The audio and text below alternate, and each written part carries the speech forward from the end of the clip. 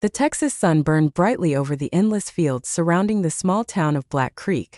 Dust swirled across the empty roads as David Carter drove a moving truck toward what was supposed to be the family's fresh start. For years, David and Emily Carter had struggled to make ends meet. Rising rent, medical bills, and everyday expenses had drained their savings. Buying a home had always seemed impossible. Then they found the listing. A large 2-story house with a basement, 3 acres of land, and a detached barn. The price was unbelievably low. Too low. Emily stared at the house through the windshield as they pulled into the driveway. "Something feels wrong," she whispered. The building stood alone among ancient oak trees. The white paint had faded long ago, and parts of the porch sagged slightly. Yet despite its age, the house seemed sturdy. The real estate agent met them outside. "Most people aren't interested in properties this far from town," he explained.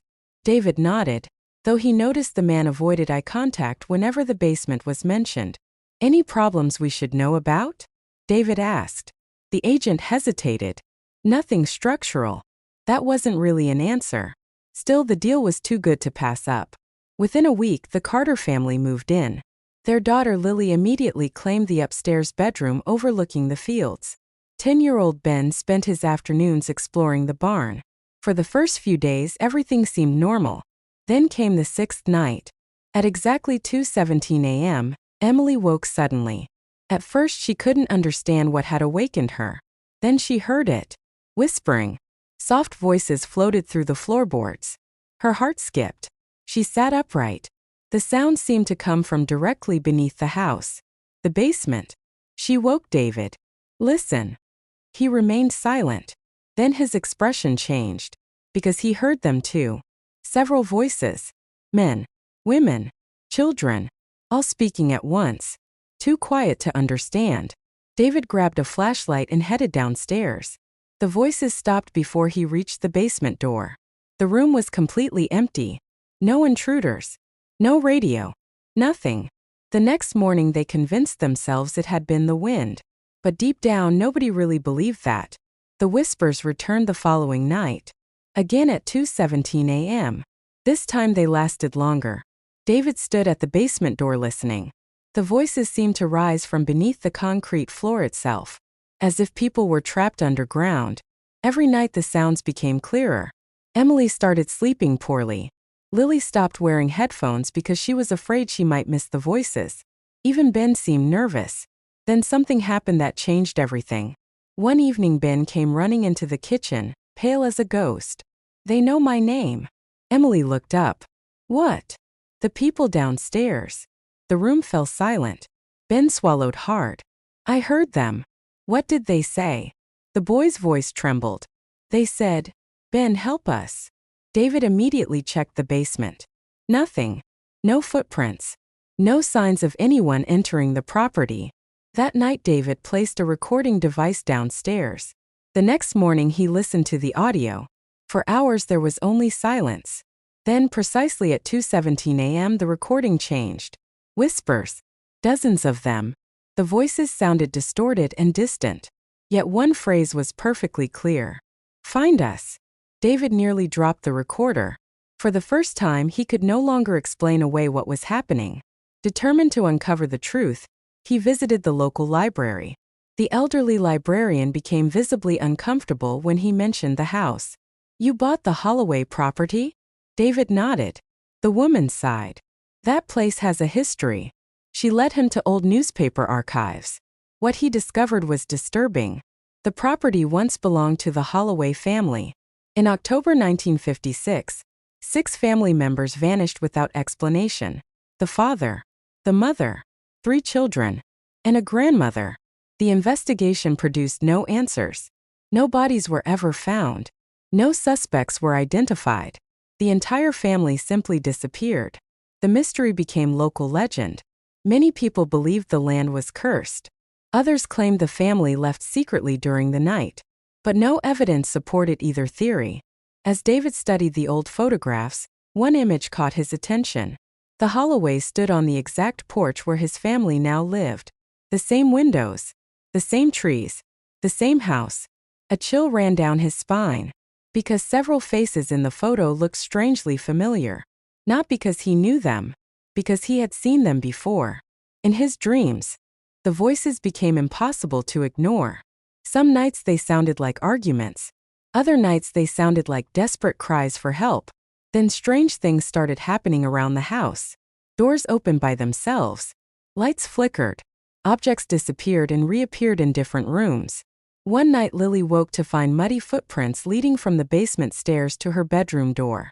The footprints vanished halfway down the hallway. No one slept after that. Then came the night everything changed.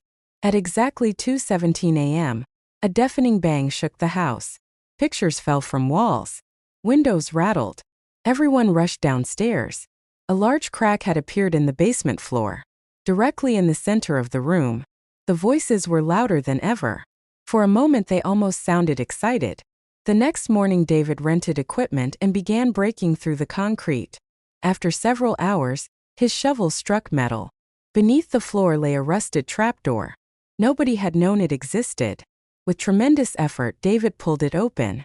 A wave of cold air rushed upward. Below was a narrow staircase descending into darkness. The family entered together. Flashlights illuminated thick dust and cobwebs. The hidden chamber appeared untouched for decades. Old shelves lined the walls. Boxes filled with photographs and journals sat in neat rows. But there was something else. A second room hidden behind a steel door. The lock had long since rusted away. David pushed it open. Everyone froze. Inside were 6 skeletons. The missing Holloway family. For 70 years they had remained hidden beneath their own home. Emily covered her mouth. Lily began crying. Ben stared silently. Beside the remains lay a journal. Its final pages revealed the horrifying truth. The Holloways had discovered valuable oil deposits beneath their land. A business partner wanted control of the property. When they refused to sell, he murdered the entire family and hid the evidence underground. The killer later claimed they had vanished. No one ever suspected him. As David finished reading, the temperature suddenly dropped. The flashlights flickered. Then the whispers became clear for the first time. No longer distant. No longer distorted. The voices surrounded them. "Thank you. You found us. Now tell the truth." The discovery shocked Texas. Investigators reopened the decades-old case. Forensic evidence confirmed the journal's account. Although the murderer had died many years earlier, the mystery was finally solved. News crews arrived from across the state. The Holloway family received a proper burial. Hundreds of people attended the ceremony. For the first time in 70 years, the victims had names, graves, and justice. The Carter family hoped life would return to normal. And surprisingly, it did. The voices stopped. The house grew quiet. Weeks became months. Months became a year. The fear slowly faded. The Carters began treating the house as what it was supposed to be all along, a home. Ben played baseball in the yard. Lily prepared for college. Emily planted flowers around the porch. David repaired the old barn. Peace finally settled over the property. Then, exactly 1 year after the bodies were discovered, David woke at 2:17 a.m. The house was silent. No whispers. No footsteps. No strange sounds. He smiled and turned over. Then he heard a voice. A single voice. Gentle. Close. Not frightening. Not angry. Simply grateful. "Thank you for bringing us home." David sat upright. The room was empty. The voice never returned. Neither did any others. Years later, the Carter family still lived in the house. Visitors often asked whether they believed the place had once been haunted. David would simply smile. Because every October 14th, fresh wildflowers appeared at the basement door. No one ever saw who placed them there. No footprints. No vehicles. No explanation. Yet the flowers always appeared. Bright and beautiful. A quiet reminder that some spirits don't seek revenge. Sometimes they only want to be remembered. And beneath the old Texas house, where frightened whispers once echoed through the darkness, there was finally peace.